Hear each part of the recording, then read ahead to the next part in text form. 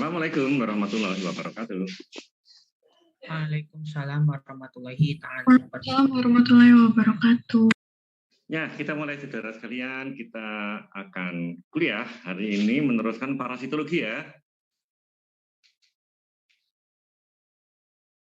Kalau minggu yang lalu saya sudah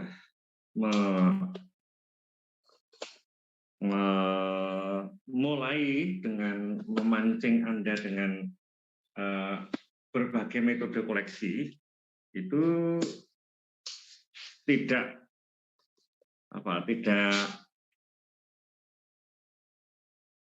saya tidak ingin nuansa di SMA terjadi di sini. Begitu saya pancing ada berbagai metode sampling gitu ya, metode sampling untuk parasitologi. Silahkan dicari di Google. Kemudian yang lazim dipakai oleh mereka itu apa saja gitu ya. Walaupun kemarin sudah saya ceritakan, kita mempunyai metode yang sudah kita kenal di biologi, misalnya pitfall trap, hand sorting, kemudian ada Barlis aparat, pakai tool green funnel itu gitu, untuk mencari stadium ektoparasit atau endoparasit yang sedang dalam keadaan hidup bebas. Itu kita bisa memakai metode-metode yang selama ini kita pakai, saudara sekalian. Oh ya, berdoa dulu ya. Doa belajar menurut kita masing-masing. Silakan.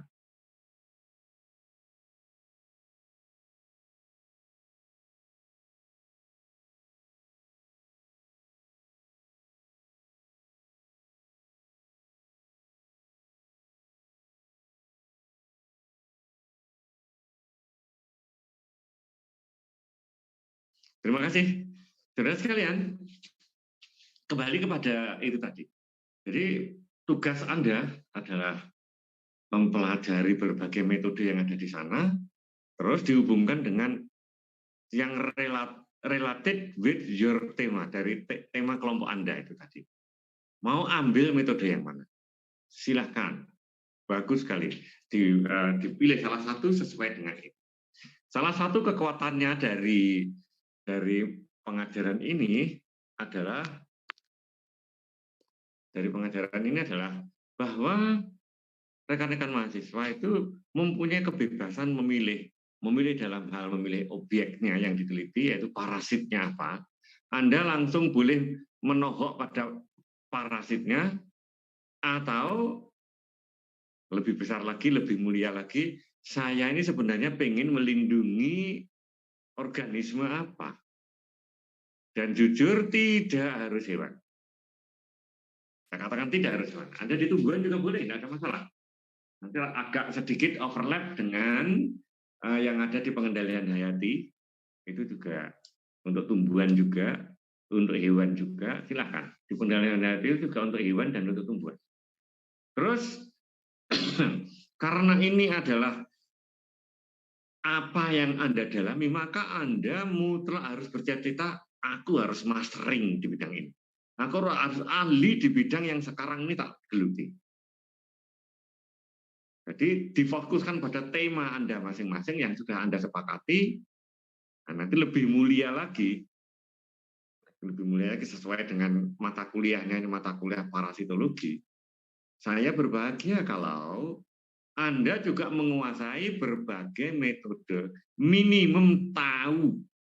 Yang tahu tapi kalau lakoni ya bisa. Jadi itu tingkatannya di atasnya tahu, yaitu paham. Anda memahami metode yang dipakai oleh teman-teman Anda. Maka kalau di sini nanti ada metode yang sangat bervariasi, metode sampling maksud saya, sangat bervariasi, saya akan sangat berbahagia. Karena seluruh kelas nanti wajib mengetahui itu. Minimum just to know, berikutnya adalah betul-betul in deep knowing, in deep learning. Artinya untuk mencapai Anda meningkat dari sekedar tahu menjadi paham. Kalau udah paham nanti diimplementasikan dalam kehidupan itu dengan mudah yang seperti itu. Meningkatkan harus dari sekedar tahu ke tingkat yang lebih paham itu, berusahalah untuk mencintai, dan kalau Anda mencintai, menyenangi, nggak ngerti moro-moro browsing lu mau motong wis jam setengah rolas sudah jam setengah 12 malam. Yang penting di dalam hidup ini adalah itu. Bahkan dulu pada waktu saya sudah dapat doktor dari Jerman, promotor saya itu berpesan, Herr Dr. Yanuyadi dipanggil gitu, dan beliau adalah orang pertama kali yang menyebut saya dengan gelar saya, karena pada waktu diucapkan lulus, beliau yang mengucapkan selamat ya Herr Dr. Yanuyadi, gitu. Nama saya Bagio Yanuyadi, dipanggil nama familinya. Ada beberapa pesan yang saya ingat terakhir itu adalah bukan yang terakhir, tapi ini pesan yang dalam sekali maknanya. Sekarang Anda sudah tahu banyak, dan yang penting lagi, bangunlah jaringan sehingga kalau Anda pengen melakukan sesuatu, Anda tahu persis mitra yang harus Anda rangkul. Kalau bahasa kita lebih sederhana lagi, lah aku gak harus di bidang ini, kita tahu kepada siapa, di mana, membuka alamat URL apa, sehingga kita bisa mengetahui itu. Jadi semuanya itu tergantung dari diri kita sendiri. Kita mau meluangkan waktu kita itu sebagian besar waktu kita itu kita pakai untuk apa? Saya sambil mengingatkan, ini bagian dari pendidikan berkarakter. Ternyata manusia ini makin bertambah usia, itu kesempatan untuk melebarkan sayap, untuk mempunyai pengetahuan lebih banyak lagi, gitu, lebih luas lagi, itu tidak sebanyak pada waktu masih muda seperti Anda. Nyali untuk mempelajari sesuatu yang baru juga seperti itu. Anda sekarang diajar berani mengambil mata kuliah pilihannya Bu Indah, yang lain berani manggil mata kuliahnya Ibu Sri Widiarti, yang lain berani mengambil mata kuliahnya Prof. Widodo. Ini makin tua ini akan makin terbatas. Saya merasakan sendiri itu. Dulu pada waktu saya sukses belajar bahasa Inggris yang bisa saya pakai komunikasi untuk merebut beasiswa Jerman, itu saya mempunyai semangat dan mempunyai nyali yang kuat sekali. Di Jerman waktu itu saya dipaksa harus bisa berbahasa Jerman dan harus dalam arti bahasa lisan dan bahasa tulis, karena disertasi saya tulis dalam bahasa Jerman. Maka saya mempunyai pola. Nah, aku Indonesia ini pengen ngomong, aku akan duduk di sini. Aku ingin duduk di sini. I want to sit here. Dari Indonesia itu saya bisa mengekspresikan dengan mudahnya di luar kepala bahwa seperti itu. Aku ingin mengajarkan sesuatu yang berguna di tengah masyarakat pada mahasiswa. I want to give lecture that very useful in the real life, di tengah kehidupan nyata. Nah, saya dengan enaknya mengekspresikan itu. Dan saya mempunyai pola. Alah, iki engko nanti Jermannya ya sudah. Saya sejauh saya mampu menginggriskannya, seperti itulah saya mampu menjermankannya. Dan pada saat itu karena masih semangatnya menyala seperti itu, saya menemukan keislaman saya, agama saya pada waktu saya juga di Jerman, maka saya berkehendak, tapi ini datangnya sudah belakangan, saya sudah postdoc. Umur saya sudah 39. Saya berangkat ke sana 5 tahun, umur 29 saya berangkat ke Jerman, umur 34 saya dapat doktor, kemudian 39 saya postdoc. Nah, cerita indahnya di dalam postdoc itu uangnya banyak, saya bisa pergi haji dari Jerman ke sana. Nah, saudara sekalian yang saya ingin tanya, kembali dari tanah Arab, saya ingin belajar bahasa Arab. Koce Inaira, ustadz yang membimbing saya itu membacanya dan membacakan kepada saya, dan itu kekaguman saya terhadap beliau itu persis saya pada waktu menjadi dosen muda. Waktu menjadi dosen muda itu jarang kira-kira ya ada 50 dosen itu hanya satu itu termasuk saya itu ya. Di antara 51 itu. Kalau ngajar itu membawa literatur berbahasa Inggris. Dulu saya ceritakan ini sekitar 30 tahun yang lalu. Itu pun pada waktu saya masih imut-imut jadi dosen muda, pegangannya textbook berbahasa Inggris itu, yang lain-lain dosen tidak begitu. Podong golek bahasa Indonesia nih. Sehingga pada waktu saya menerangkan ke depan, saya baca seperti itu, mahasiswa itu terkagum-kagum loh, Pak Bagir membaca langsung dari literatur, dicerna di dalam otaknya dan kemudian diajarkan kepada kita. Seenaknya lah, uang pinter bahasa. Nah, kekaguman saya pada waktu setelah saya haji, itu kepada Ustadz itu juga begitu. Dia membaca buku waktu itu Riyadhus Shalihin yang asli di dalam bahasa Arabnya, kemudian diceritakan kepada kami dalam bahasa Indonesia. Karena jamaahnya itu ada yang berbahasa Inggris, maka dia juga menceritakan dalam bahasa Inggris. Pengen aku. Karena waktu itu nyali masih besar. Ya, aku iso bahasa Indonesia nih. I want to teach, I want to give a lecture that is very useful in our real life. Something that is very useful in our. Gitu dengan mudahnya saya dari bahasa Indonesia saya Inggriskan. Sekarang ini saya masih bisa menjermankan. Ich möchte eine Unterricht geben, eine Materie, die in unserer real Leben nützlich sind. Nah, itu bahasa Jermannya seperti itu. Dengan enaknya seperti itu.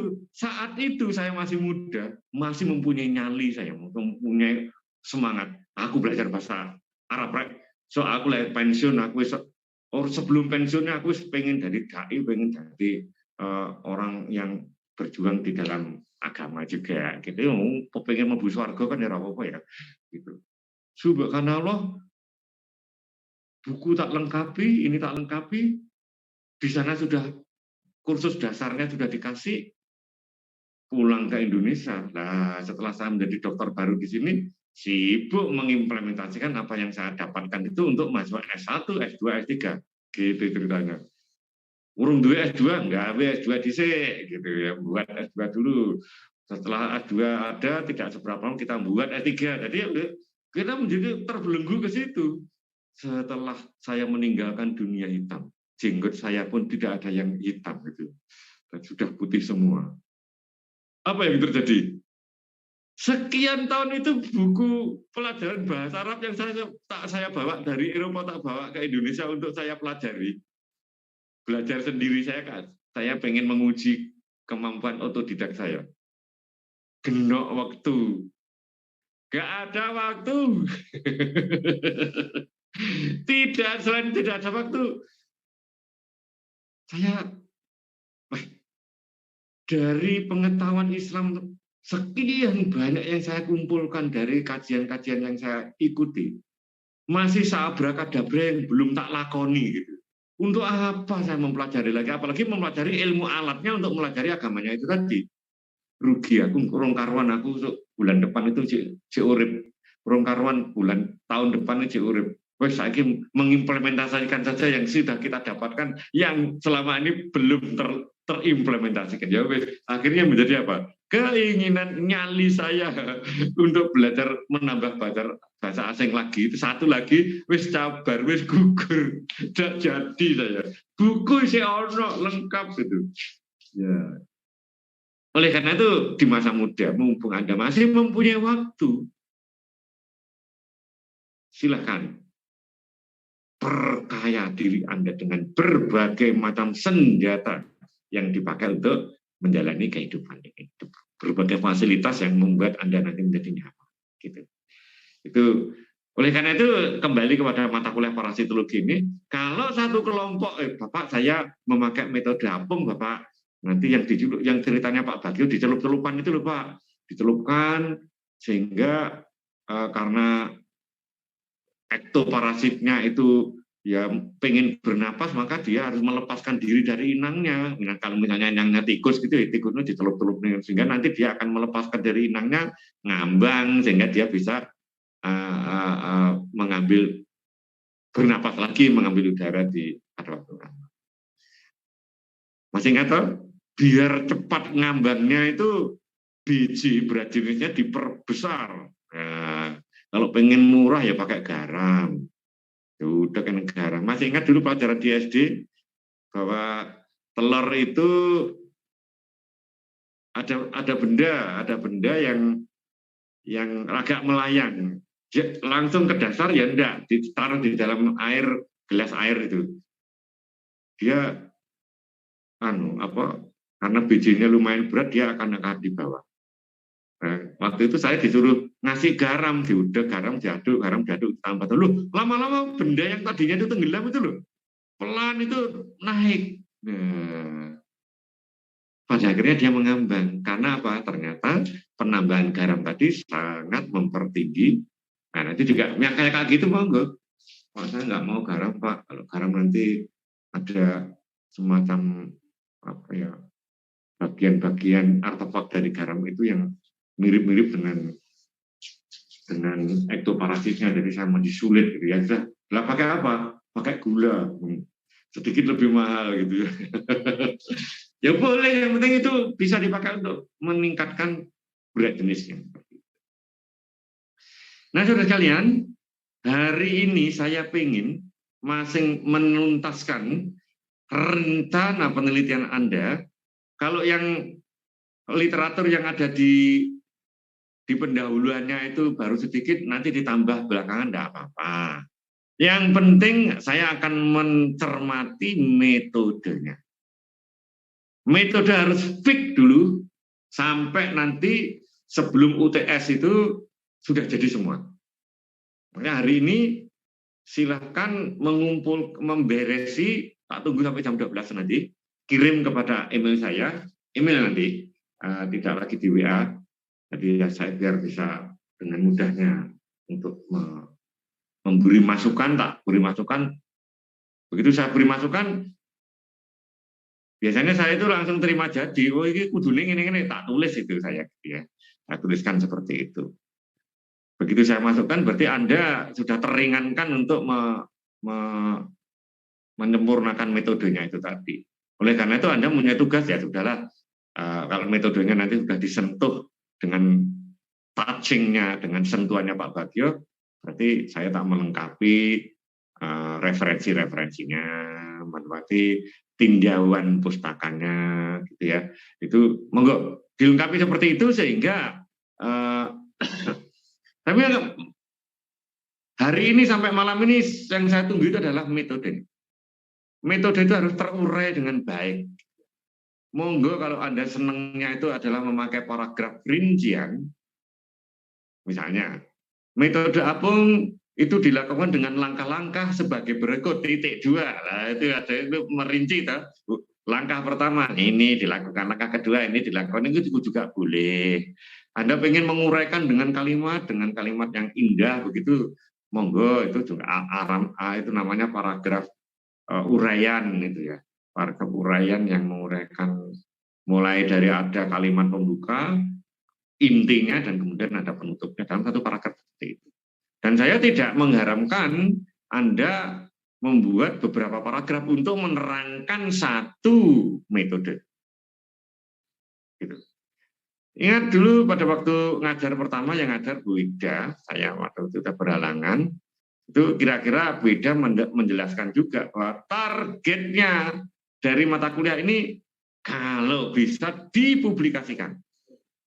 Publikasi pertama ya publikasi nasional, untuk S1 cukup. Pokoknya di jurnal minimum biotropika kita. Oleh karena itu formatnya kan format biotropika nanti.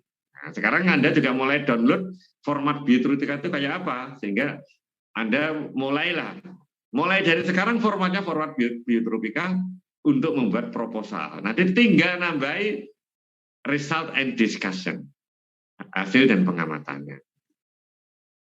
Oleh karena ini jangan di mata kuliah ini jangan dianggap sekedar enak aku ngambil kitok ya wes. Memang tugas Anda begitu, melakukannya bersama kelompok Anda 2 orang lagi itu juga begitu. Tapi ingat loh, ini mata kuliahnya mata kuliah parasitologi. Objeknya itu bermacam-macam. Parasitnya itu ada endo, ada ektoparasit. metode samplingnya juga bermacam-macam. Nah, biar utuh ya Anda memang harus menguasai semuanya, memahami semuanya. Oleh karena itu nanti saudara sekalian, pada waktu presentasi, Anda sudah harus well prepare dari rumah. Jangan pada waktu temannya presentasi, Anda baru memperbaiki. Lah, Anda dapat ilmu dari mana? Wong, ini kuliah dari kita untuk kita. Dari kelompok 1 untuk seluruh kelas. Dari kelompok 2 untuk seluruh kelas. Dari kelompok 3 untuk seluruh kelas. Oleh karena saya sebenarnya senang kalau masing-masing kelompok itu beda metodenya gitu, tapi paling tidak beda metodenya, beda objeknya gitu. Tapi karena semangat untuk enjoyful learning-nya itu paling tinggi, nah, Anda semuanya tuh sepakat pengen mendalami parasit apa. Metodenya silahkan, pokoknya sak senengi sampean. Yang penting ada referensinya, ada dasarnya. Dan tolong diseriusi ini karena apa? Targetnya hasil mini riset Anda itu akan dipublikasi. Minimum di dalam publikasi seminar nasional, minimum itu. Jadi ini sambil menyelam, minum air, menangkap ikan, melihat orang mandi. Jadi ya, dapat 4 langsung kita. Karena Anda langsung belajar untuk publikasi, Anda langsung belajar untuk menulis artikel, Anda belajar untuk bekerja sama dengan teman-teman satu kelompok, Anda belajar bagaimana di dalam kebersamaan untuk menghasilkan pekerjaan bersama itu butuh kebersamaan, butuh partisipasi masing-masing anggota. Di dalam metode pengajaran kita ini, yaitu metode pengajaran kolaboratif dan partisipatif yang berbasis mini riset berkelompok ini, karena berkelompok mesti di dalam kerja kelompok itu mesti ada yang memimpin. Saya tidak tahu bagi rekan-rekan mahasiswa yang beragama lain, tapi kalau di agama Islam sudah jelas. Sambil belajar seperti ini kita bisa dapat pahala sunnah. Kalau ada lebih dari 2 orang muslim berjalan, maka harus mengangkat 1 di antaranya menjadi pemimpin. Itu sunnah Rasul. Sehingga kalau pas dalam kelompok ini Anda pengen dapat pahala sunnah, ya sudah. Pokoknya dalam diskusi ini yang menjadi leadernya siapa, ya sudah itu. Diniati ngamalkan sunnah Rasul, Anda dapat pahala sunnah. Gitu sekalian. Sekaligus ini juga belajar leadership. Oleh karena itu selalu saya kaitkan dengan berkelompok, gitu. Seperti itu. Jadi dapat semuanya. Nah, partisipatifnya bagaimana? Ya, tidak boleh ada one man show, tidak boleh ada satu orang yang pinter dia merajai semuanya. Sehingga yang lain itu hanya manut saja, gitu. Ya, tidak akan terbentuk leadership seperti itu. Model pembelajaran seperti ini dipasarkan oleh Pak Rektor sejak beberapa tahun yang lalu, sehingga targetnya minimum di Universitas Brawijaya itu 35% perkuliahannya diselenggarakan dengan seperti ini. Karena itu tadi, sambil menyelam, minum air, menangkap ikan, yang terakhir. Jadi tujuannya adalah itu. Dan salah satu yang saya sisipkan di sini adalah enjoyful learning. Anda enjoy, Anda senang. Senangnya apa? Topiknya Anda menentukan sendiri, metodenya Anda menentukan sendiri. Tapi setelah UTS, sebelum UTS nanti terjadi, setelah UTS Anda itu tinggal mengimplementasikan, melakukan mini risetnya itu selama 3 minggu. Gitu sudah sekali. Jadi monggo diseriusi, masih ada waktu untuk mengubah, tidak ada masalah. Saya tahun yang lalu itu ada yang satu punya kolam, tak ceritakan, kolam renang, dia memelihara ikan gurami. Dan seringkali kalau menangkap ikan gurami itu dia tahu ada ininya, ada apa di antara sisik-sisiknya itu loh, itu ada ektoparasitnya, namanya jamur saprolegnia gitu. Wah, ada seneng begitu, ya itu kelompoknya saprolegnia. Jadi boleh ya Pak, boleh. Akhirnya penelitian kelompok itu ada di rumahnya, di Gresik sana. meneliti ektoparasit yang ada di ikan guraminya itu. Itu kan pancingan saja tuh untuk mata kuliah ini. Kalau Anda nanti nggak punya uang, Pak, saya mau mengambil seperti ini, membandingkan karena habitatnya berbeda,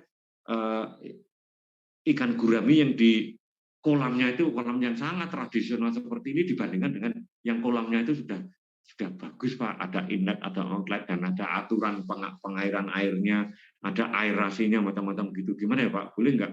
Ya, jangan hanya saja. Itu jadi tesis itu bagi anak-anak perikanan, bagian penyakit ikan ya sudah seperti itu. Tesis, not only just skripsi itu. Tesis yang seperti itu. Kemudian dihubungi dengan habitatnya itu ada senang banget. Ya, kayak gitu. Anda yang nanti juga kebingungan mencari judul untuk skripsinya nanti atau tesisnya nanti, kembali ke sini nggak ada masalah. Nggak ada masalah. Saya hanya betul-betul pengen melihat untuk tesis ya, untuk skripsi ya seperti ini dikembangkan lebih besar lagi, jangkauannya lebih luas, tidak hanya ektoparasit pada kucing yang ada di kampus UB, tapi bandingkan dengan kampus Unisma misalnya. Unisma kan sudah jelas toh, Abu Hurairah kan menyayangi kucing, sana itu diajarkan penuh. Jadi orang Unisma nggak akan yang kalau ada kucing itu diburu, dikejar-kejar untuk diusir itu enggak. Bandingkan dengan yang di UB, yang hadis itu tidak pernah di launching begitu. Apakah nasibnya ektoparasitnya kucing yang ada di UB ini beda dengan di Unisma misalnya? Itu juga sudah jadi sebuah skripsi gitu. Ragat mayar cukup butuh. Nah, pesan saya itu seriusi, beresi metodenya, targetnya nanti malam kirim ke alamat email saya. Sebentar lagi kalau ini sudah tak tutup, email saya akan saya tulis di WA group, Anda akan mengirim ke sana. Kirim lengkap, walaupun yang lain-lainnya belum seberapa lengkap, Pak. Sebenarnya kami itu punya referensi, tapi belum saya masukkan di pendahuluan, Pak. Di alasan latar belakangnya juga saya belum masukkan. Tapi karena hari ini targetnya adalah mematangkan metode harus rinci hari ini. Monggo, nulisnya pun juga dengan kalimat pasif. Jangan seperti kalimatnya di buku petunjuk praktikum. Tetesi ini dengan air, panaskan, kering anginkan, macam-macam. Anda perintah siapa kalau seperti itu? Padahal Anda akan melakukan sendiri, maka dibuat kalimat pasif. Kalimat pasif seperti itu. Rinci di situ, ya. Monggo, kalau mau berkembang juga boleh kok. Misalnya, selama ini Pak, kami hanya pengen ada kelompok kami meneliti ektoparasitnya kucing yang ada di kampus. Tapi saya rasa ini tahun yang lalu kan sudah diteliti. Waduh, ya, tak meliti yang seperti ini di Universitas Widyagama saja kalau gitu. Nah, nanti orisinil gitu. Karena di Universitas Widyagama belum pernah diteliti. Kalau di Brawijaya ya sering kali diteliti. Belum lagi dari faktor kedokteran hewan juga melakukan hal yang seperti kita.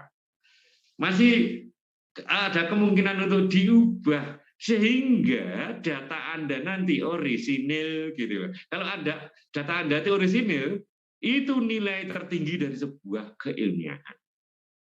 Itu masih orisinal. Orisinalitasnya itu masih tinggi banget.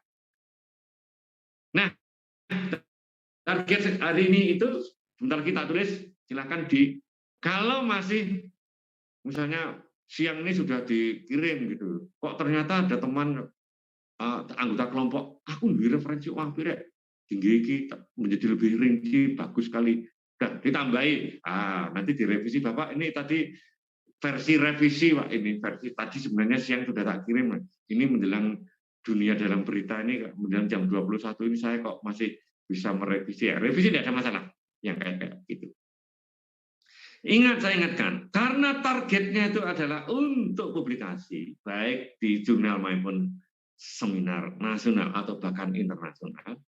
Kalau Anda mau, maka tolong diseriusi, tolong nilai originalitasnya itu dipertinggi. Yaitu tadi salah satunya. Wah, kalau di salah satu caranya kita sadar, nah kalau ektoparasit kucing atau anjing yang ada di UB itu kan sudah bertahun-tahun dilakukan mahasiswa praktikumnya itu untuk parasitologi. Kedokteran hewan juga begitu. Nah, itu ngambil di tempat lain. Kalau mau ektoparasitnya tikus besar sekali yang ada di pasar itu.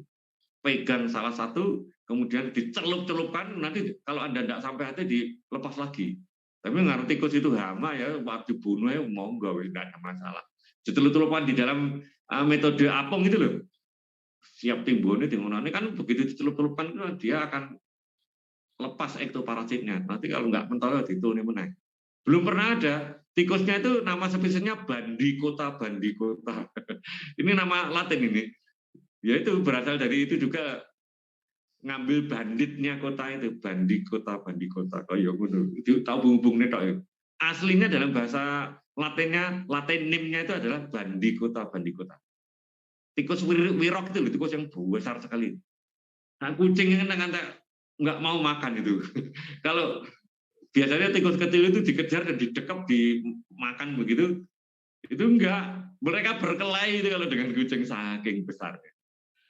Saudara sekalian, saya sudah mempunyai fotonya Mas Yudhistira, fotonya Mas Arif Eka dan Wanda, dan foto saya sendiri untuk bukti bahwa saya sudah mengajar.